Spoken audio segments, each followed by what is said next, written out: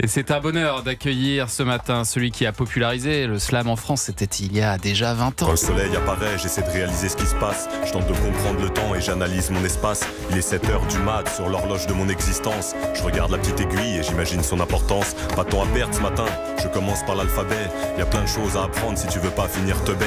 C'est sûr, je serai pas un génie, mais ça va, Alias Grand Corps Malade, merci d'être là. Avec plaisir. Et merci d'être là, accompagné d'une chanteuse qui vous écoutait quand elle avait 8 ans et qui s'est fait connaître l'année dernière avec ce tube. Faut que tu m'aimes, sinon je fais quoi? Faut que tu m'aimes, moi j'y arrive pas. Faut que tu m'aimes, sinon je perds pied, je sais plus où aller, ni comment je m'appelle.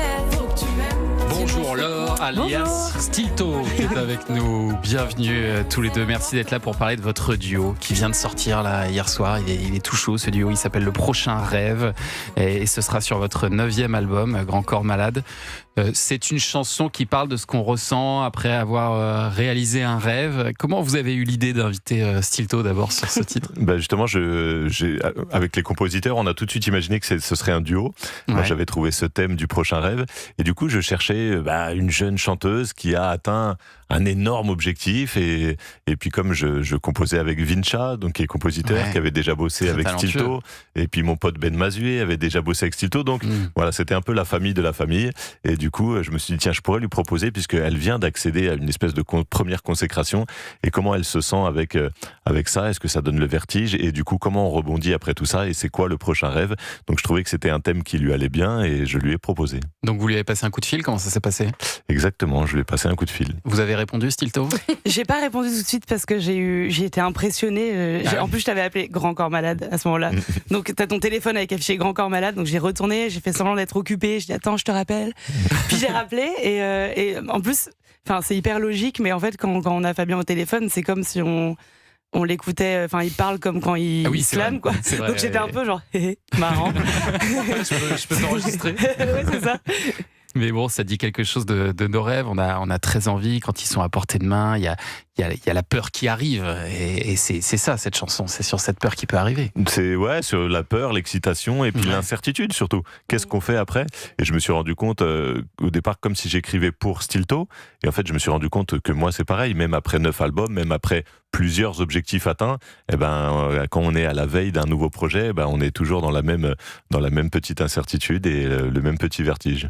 On a envie de l'écouter, ce titre. On va le lancer, ce titre, parce qu'on a envie de voir comment vous avez traduit tout ça en musique et en paroles, tous les deux. Grand Corps Malade et Stilto. Ça s'appelle donc Le Prochain Rêve. Et c'est déjà ce matin sur Europe. On va l'écouter. Bonne matinée.